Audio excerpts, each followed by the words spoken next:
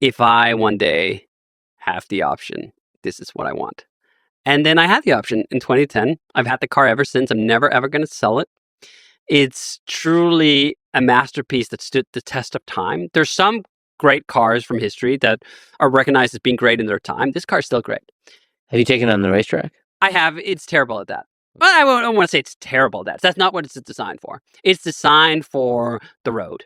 And that's why it's great. There are a lot of fast cars that are straddling their race car for the road. You don't actually want a race car for the world. A race car for the world is a pain in the ass. It's way too stiff. It's way too loud. It's way too uncomfortable. You can't actually take it on a road trip. So this actually feels good driving on normal roads? Totally. And you, of course, always go to speed limit.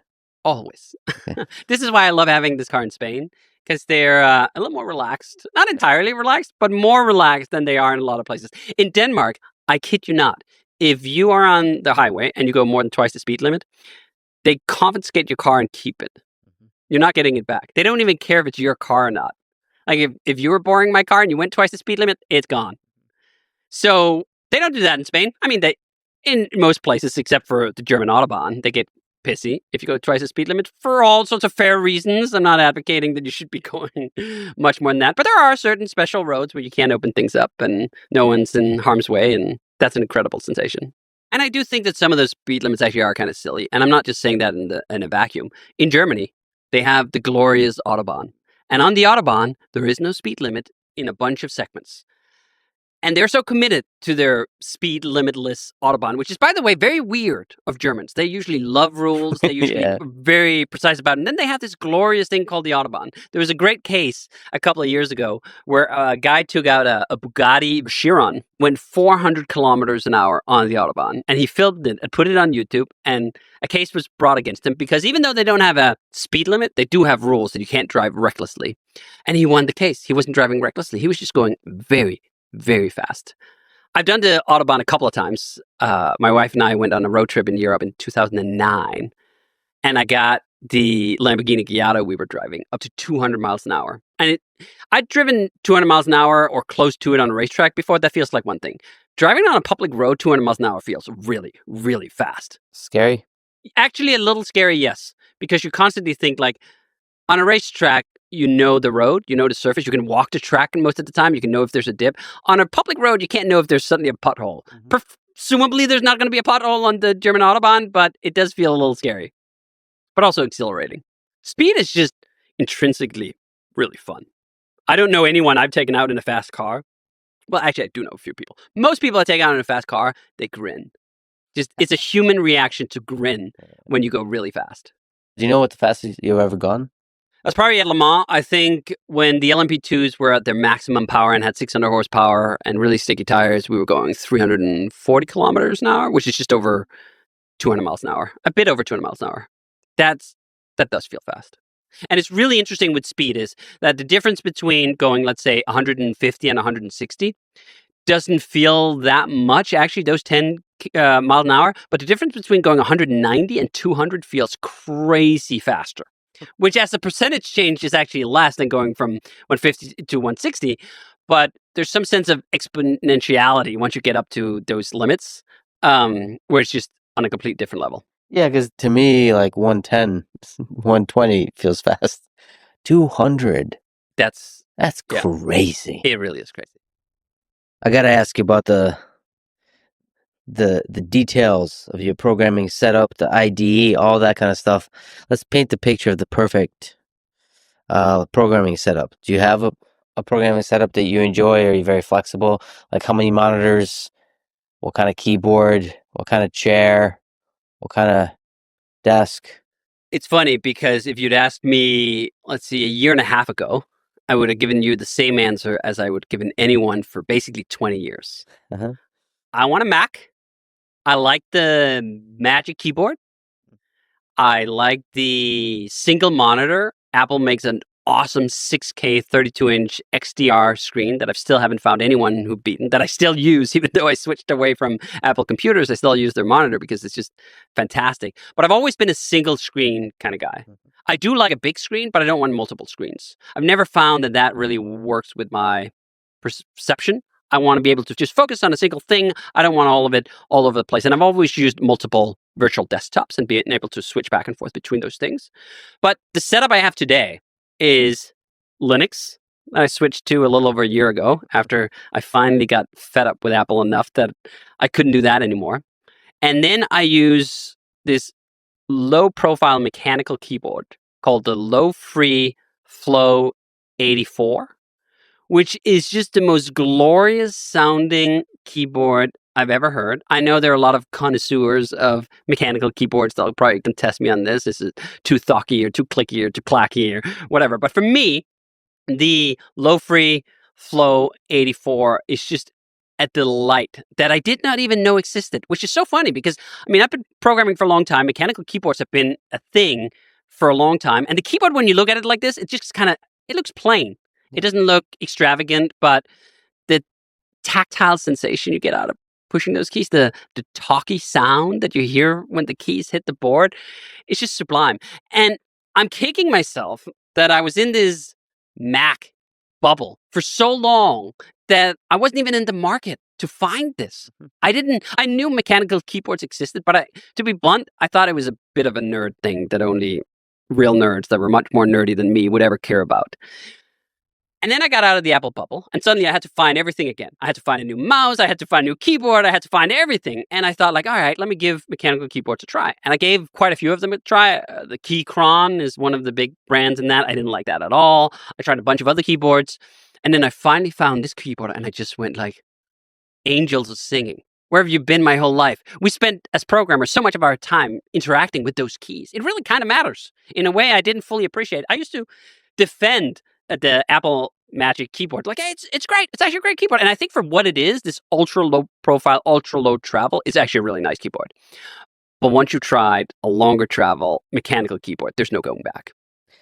You do have to remember, in many ways, both on the software side and the hardware side, that you do spend a lot of hours behind the computer. It's worth investing in. And also worth exploring until you find the thing where the angel starts singing, whatever. That's exactly right. And I actually do regret that a little bit. Especially with this damn keyboard. I think I could have been listening to these beautiful, thocky keys for years and years. But sometimes you have to get really pissed off before you open your eyes and see that something else exists. I feel the same way about Linux. So I've been using Linux on the server since late 90s, probably. We ran servers on Linux back then. I never seriously considered it as a desktop option. I never ran Linux before directly myself. I always thought, you know what? I want to focus on programming. I don't have time for all these configuration files and all this setup bullshit and whatnot. And Apple is close enough. It's built on Unix underpinnings. Why do I need to bother with Linux? And again, it was one of those things. I needed to try new things and try something else to realize that there is other things other than Apple. And again, it's not because I hate Apple. I think they still make good computers. I think a lot of the software is still also pretty okay.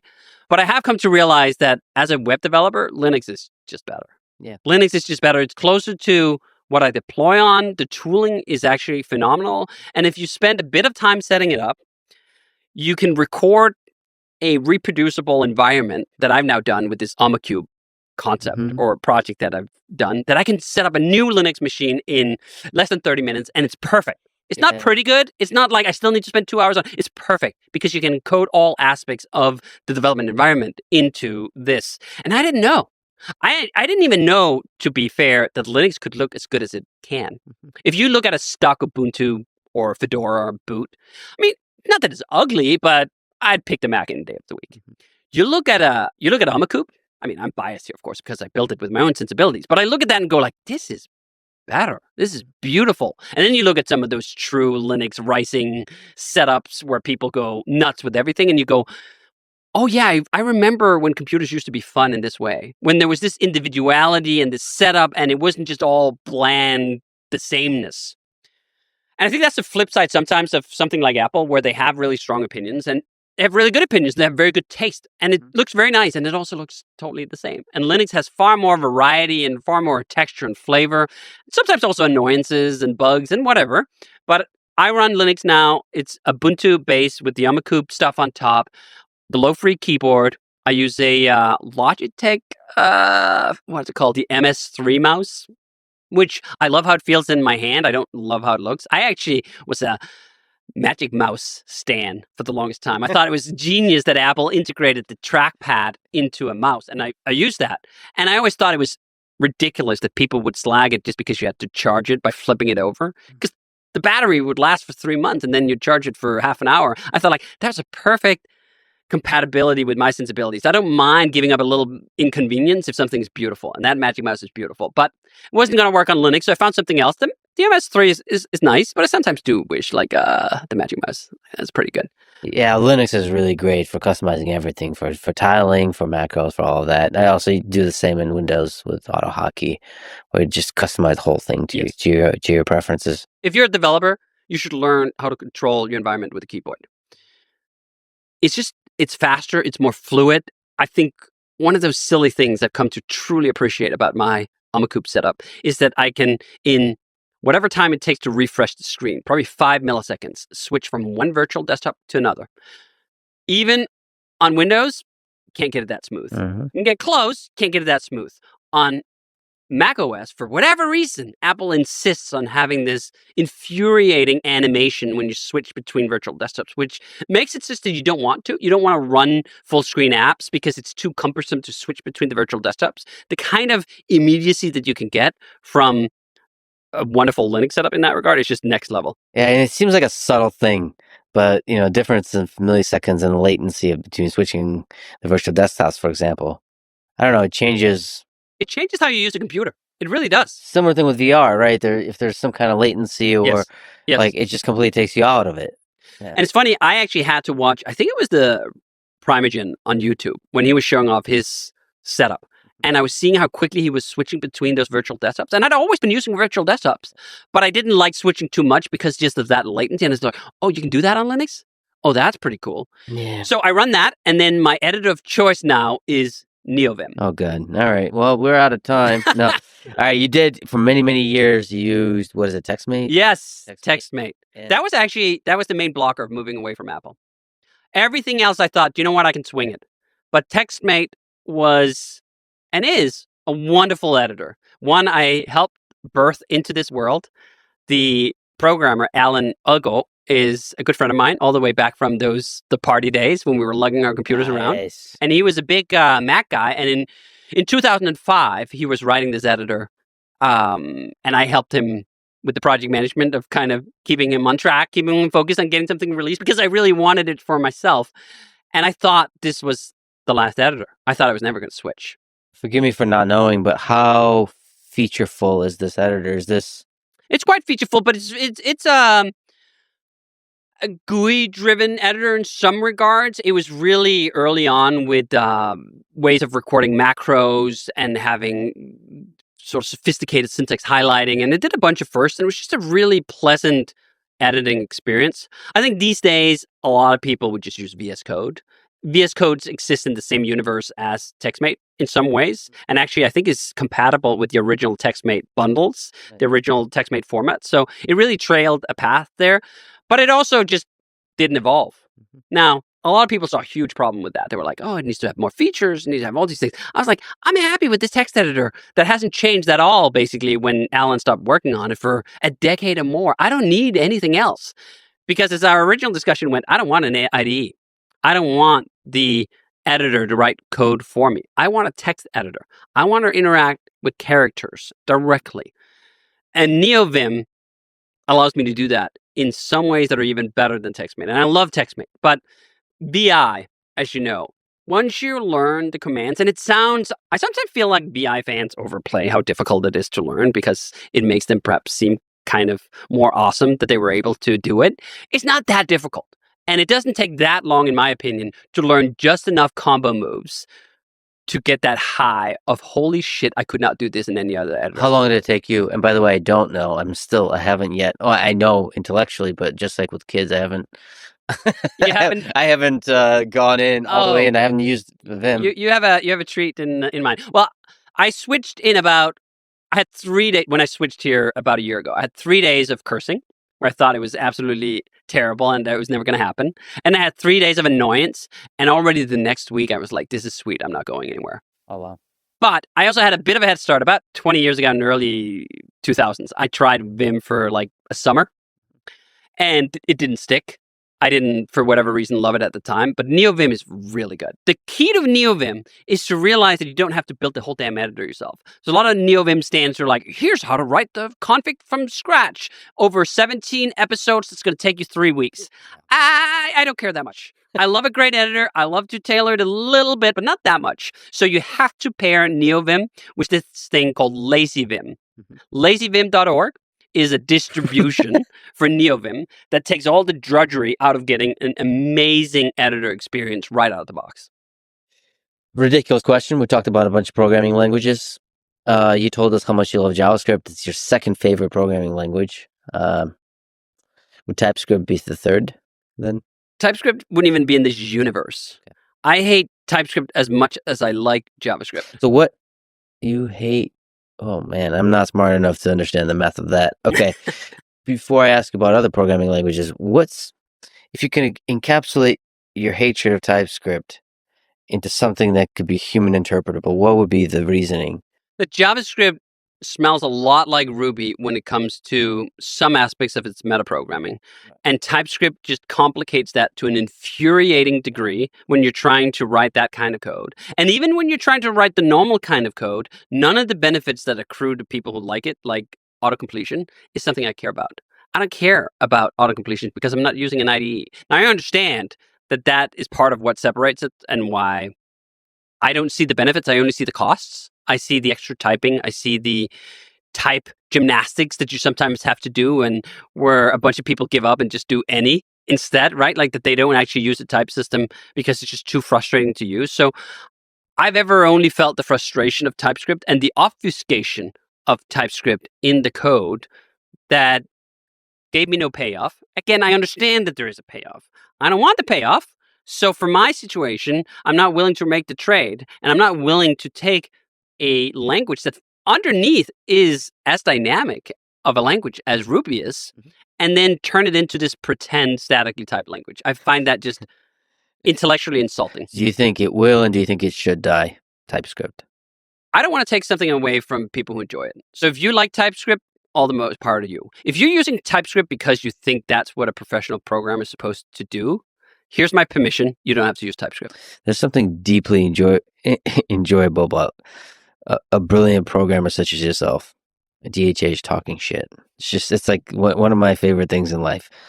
What are the top 3 programming languages everyone should learn? If you're talking to a beginner, I would 100% start with Ruby. It is magic for beginners in terms of just understanding the core concepts of conditionals and loops and whatever, because it makes it so easy. Even if you're just making a shell program that's outputting to the terminal, getting hello world running in Ruby is basically puts, P-U-T-S, space, start quotes, hello world, end quotes, you're done, right? There's no fluff. There's nothing to wrap it into. There are other languages that does that, especially in the Perl or Python would be rather similar, but Go would not, Java would not. There's a lot of other languages that have a lot more ceremony and boilerplate. Ruby has none of it. So it's a wonderful starting language. There's a book called Learn to Program by Pine that uses Ruby essentially to just teach basic programming principles that I've seen heavily recommended. So that's a great language. How quickly would you go to Rails? It depends on what you want to do. If you want to build web applications,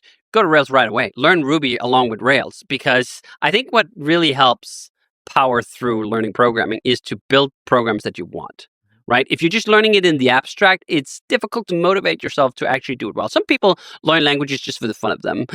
Most people do not. Most people learn it because they have a mission. They want to build a program. They want to become a programmer. So you got to use it for something real. And I actually find that it's easier to learn programming that way too, because it drives your learning process. You can't just learn the whole thing up front. You can't just sit down and read the language specification and then go like, ooh, like Neo, now I know Kung Fu, now I know Ruby. It doesn't download that way. You actually have to type it out in anger on a real program. Yeah, for sure. So I would start there, but then number 2, I probably would be JavaScript, because JavaScript just is the language you need to know if you want to work with the web. And the web is the greatest application platform of all time. If you're making business software, collaboration software, all this kind of stuff. If you're making video games, you should probably go off and learn C++ or C or something else like that. But if you're in the realm of web applications, you got to learn JavaScript. Regardless of what else you learn, you got to learn JavaScript. So if you're learning Ruby, what is Ruby not have in terms of programming concepts that you would need other languages for? I don't know if there's any concepts missing, but it doesn't have the speed or the low-level access of memory manipulation Sure. that you would need to build a 3D gaming engine, for example. No one's going to build that in Ruby. You could build quite low-level stuff when it comes to web technologies in Ruby, but at some point you're going to hit the limit and you should use something else. I'm not someone who prescribes just Ruby for everything. Just once you reach the level of abstraction that's involved with web applications, Ruby is superb. But if you're writing, for example, a HTTP proxy, Go is great for that. We've written quite a few HTTP proxies lately at the company for various reasons, including our cloud exit and so forth. And Kevin, one of the programs I'm working with, he writes all of that in Go. Go just have the primitives and it has the pace and the speed to do that really well. I highly recommend it. If you're writing an HTTP general proxy, do it in Go. Great language for that. Don't write your business logic in Go. I know people do, but I don't see the point in that. So what would you say the three? So Go, Ruby plus Rails, JavaScript. Yeah, if you're willing or interested in working with the web, I'd probably pick those three: Go, Ruby, and JavaScript. Go, Ruby, and JavaScript. Okay. Functional languages. Someone's talking about OCaml. They are always going to show up. It must be some kind of OCaml industrial complex or something like this, but they always say mention OCaml. I love that there are people who love functional languages to that degree. Those people are not me. I don't care at all. Like, I care about functional principles when they help me in these isolated cases where that's just better than everything else. But at heart, I'm an object-oriented guy. That's just how I think about programs. That's how I like to think about programs. That's how I carve up a big problem space into a domain language. Objects are my jam. Yeah, me too. So I programmed in Lisp a bunch for like AI applications for basic, so Othello chess engines, that kind of stuff. And I did try OCaml just to force myself to program just a very basic game of life. Yeah. A little simulation. It's much, Lisp is just parentheses everywhere. It's actually not readable at all. That's the problem I've had with Lisp. OCaml is very, very intuitive, very readable. It's nice. I really should pick up a language like that at some point. I've been programming long enough that it's a little embarrassing that I haven't actually done anything real in anger in a fully functionally programmed language. Yeah, but like I have to figure out, I'm sure there's an answer to this. What can I do that will be useful for me, like that I actually want to build? Yes, that's my problem. That a functional language is better suited for. That's right. Because I really want to experience the language properly. That's right. Yeah, because I'm very, at this point, I'm very object-oriented, brained.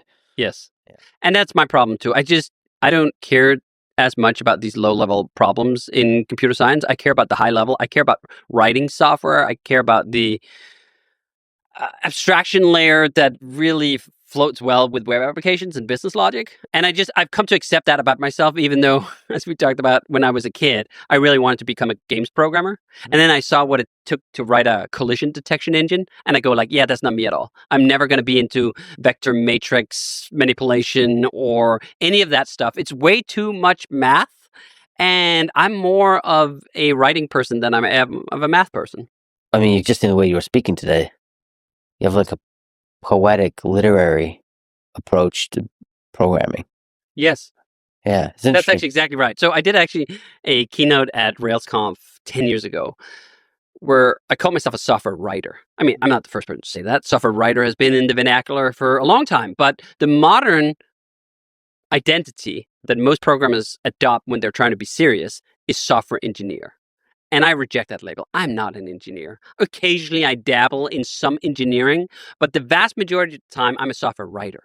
I write software for human consumption and for my own delight. Mm-hmm. I can get away with that because I'm working in a high-level language like Ruby, working on collaboration software and to-do lists and all the other stuff. Again, if I was trying to apply my talent to writing 3D game engines, no, that's not the right mindset. That's not the right identity. But I find that the software engineering identity flattens things a little bit. I'd like to think that we have software writers and software mathematicians, for example. And then those are actually richer ways of describing the abstraction level that you're working at than engineer. Yeah, and I think if AI becomes more and more successful, I think we'll need software writer skill more and more. Because it feels like that's the realm in which because it's not writer. You're gonna have to do the software. You're gonna have to be a computer person. But there's a more, I don't know. I just don't want to romanticize it, but it's more poetic. It's more literary. It's more feels like writing a good blog post than.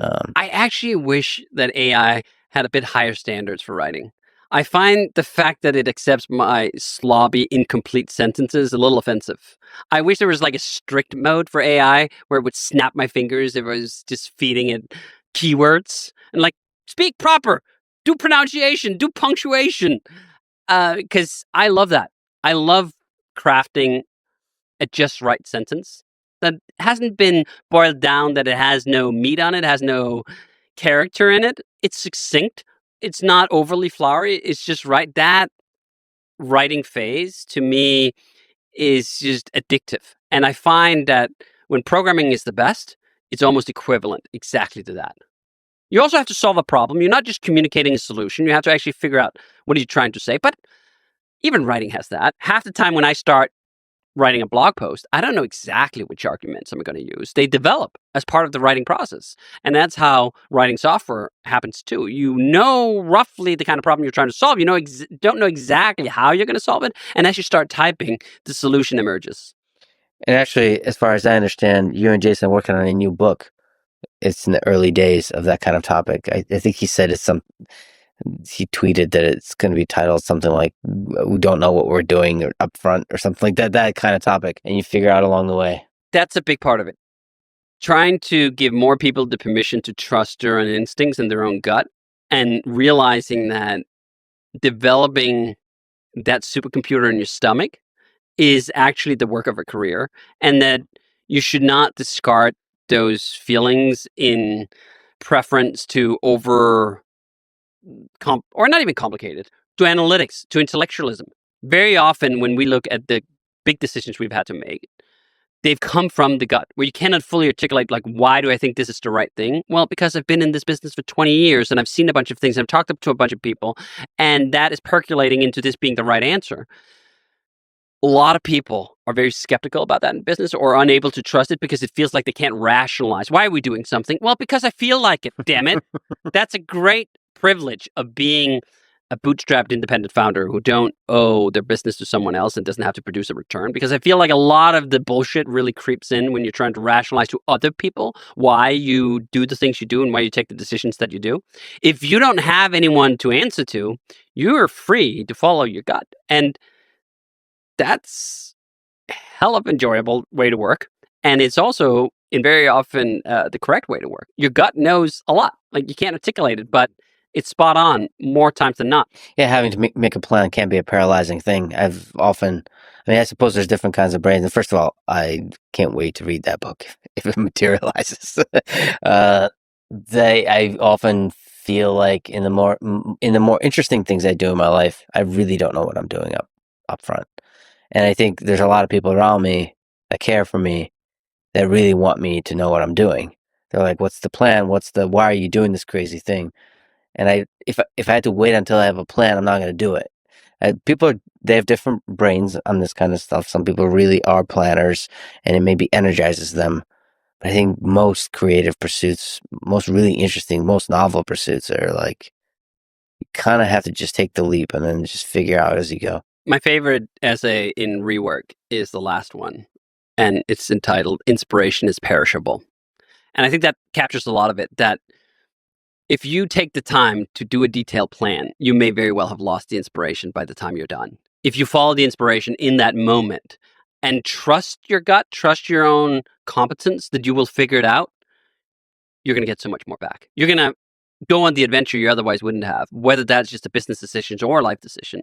You have to seize that inspiration. There's a great set of children's books written by this Japanese author about chasing an idea and trying to get a hold of it. And it's beautifully illustrated as an idea, something that's floating around, as something you have to catch and latch onto, that I really feel captures this notion that inspiration is perishable. It'll disappear. If you just put it back on the shelf and say, like, well, I got to be diligent about this, I got to line up a plan, you may run out, and then there's no steam to keep going.